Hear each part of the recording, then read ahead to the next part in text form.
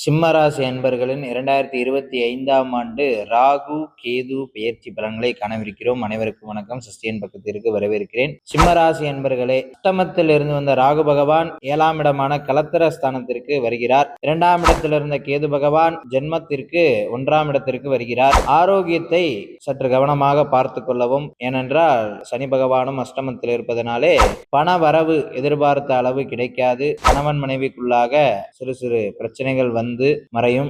சந்தேகங்களும் வந்து மறையும். பிள்ளைகள் மூலம் பிரச்சனைகள் வரலாம். வீண் செலவுகளை குறைப்பது நல்லது. கடன் வாங்குவதும் கொடுப்பதும் இந்த காலகட்டத்திலே சிறப்பல்ல. தொழில் வியாபார சீரான நிலை இருக்கும். வரவுக்கேற்ற செலவு என்கின்ற சமநிலை நிகழும்.